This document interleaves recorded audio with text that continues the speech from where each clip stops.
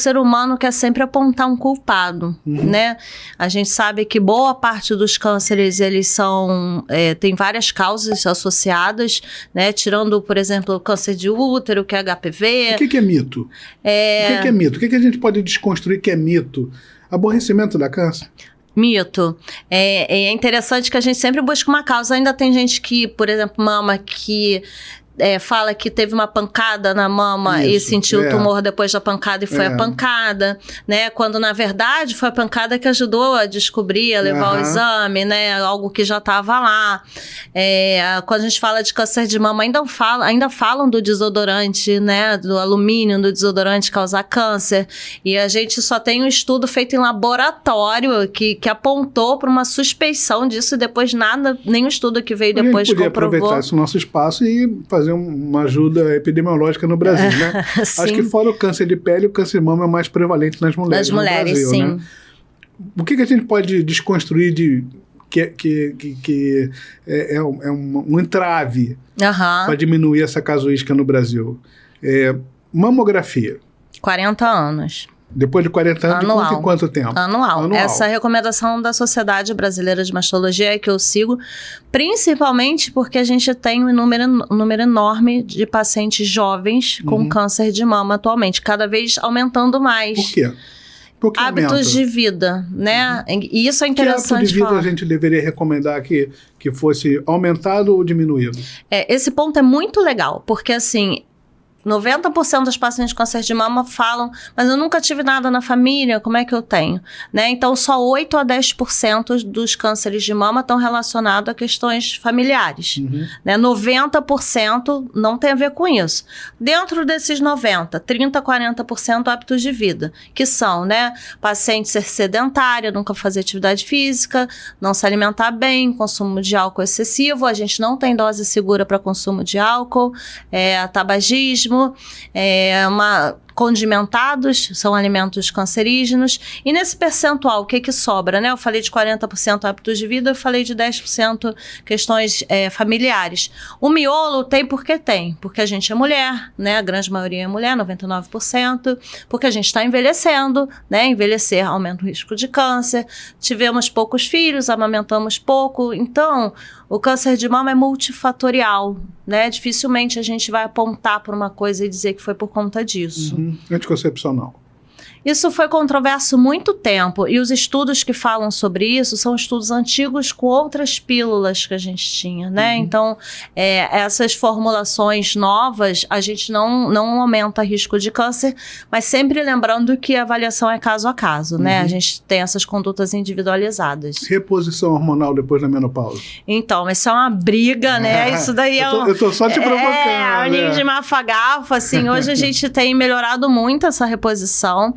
A gente tem sempre que perceber qual é o paciente, qual o risco, benefício. Então, por exemplo, paciente que tem uma doença cardiovascular, que tem uma hipertensão na família, a gente sabe que a reposição hormonal pode proteger essa família, né? Essa pessoa, essa mulher. E aí a gente vai colocar na balança qual o risco dela fazer reposição, qual a história que ela tem na família, se a mama dela é densa, né? Eu acho que a grande mensagem aqui nem é apontar vilão, né? O salvador, mas a gente saber quem é paciente e entender que a conduta vai ser sempre individualizada. Perfeito. E se a gente tivesse que chamar a família para ajudar, sabe? Então a gente tem ali um monte de família que ama o nosso paciente e tem um diagnóstico de câncer. O que a gente poderia dizer para eles assim, como ajudar? Sabe? O que não fazer? Não fazer aquelas perguntinhas, aquelas perguntas, sabe? Que são sempre pro bem, porque amam. Eu falo muito isso, né? As pessoas querem fazer o bem, querem ajudar, mas falam coisas que machucam muito, que magoam muito. O que a gente poderia dizer para familiares, para amigos, para pessoas que querem ajudar e não sabem o que fazer?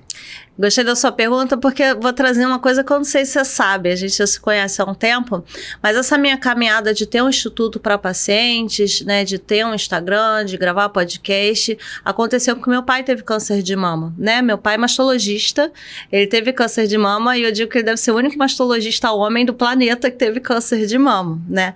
E o que aconteceu, né? Eu fui familiar de paciente e a gente, enquanto familiar de paciente de qualquer coisa, sendo médico, a gente fica maluco, né? A gente vira retardado. E eu trabalhava no INCA de mama por 7 anos e fiquei louca, né? Então, eu aprendi muito com isso, né? Eu escrevi um livro baseado nas nossas trocas de WhatsApp, em formato de diário, e eu achei que eu estava escrevendo esse livro para profissionais de saúde entenderem, mudarem um pouco essa percepção. E o livro teve um alcance enorme entre pacientes e familiares. Por quê? Né? Porque naquele tempo, isso eu tenho 8 anos de instituto, numa época que ninguém tinha Instagram, não tinha muita ONG, eu trouxe dores que ninguém comentava, as pessoas sentiam essas angústias sozinhas, de forma solitária, e isso trazia mais sofrimento, né? Então, respondendo você, né, a gente tem uns estudos que mostram que familiares sofrem tanto ou mais que o paciente. Por quê? O paciente sabe o que ele está sentindo, né? Então, se ele tá quieto porque ele tá quieto.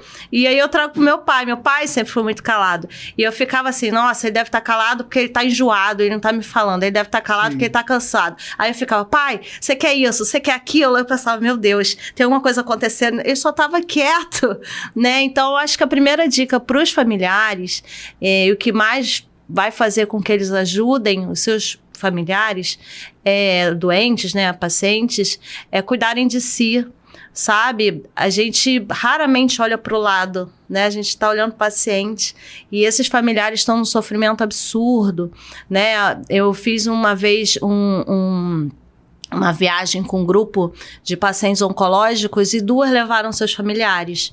E a gente fazia práticas com esses pacientes. Em 2 práticas, a gente fez os familiares ficarem. E os pacientes estavam super de boa, né, conversando, e a gente falando sentimentos. Os 2 familiares que estavam, os maridos, choraram de soluçar. E quando a gente perguntou o que estava acontecendo, eles falaram, ninguém nunca olhou para mim durante o tratamento, né? Então, a gente tem uma cultura de cuidar, né? A gente aprende isso desde a nossa infância, e nisso a gente se perde um pouco enquanto pessoa.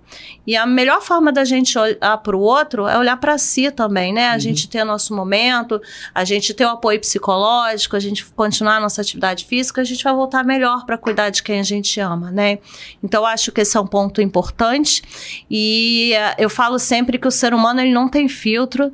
Eu falo que delicadeza é de graça, bom senso mais ainda, mas acho que a gente está devendo isso nessa encarnação, né? E eu acho que, e eu vejo isso todo dia, a gente fala sem querer muita besteira para os pacientes, elas ouvem besteira o tempo inteiro. E eu falo para paciente se posicionar, né? Se chegar alguém e falar, olha, come isso, come aquilo, você tá careca, põe a peruca, você tá de peruca, não usa... Se posiciona, olha, eu não quero falar sobre isso agora não, quero só ficar aqui quieto, né? E com todo respeito, porque isso vai blindar um pouco, né? Tanto de pacientes quanto de pessoas que falam besteira por perto. Gera uma ansiedade danada, demais. Um monte de informação conflitante que busca na internet, sem nenhum tipo de respaldo, exato. Né?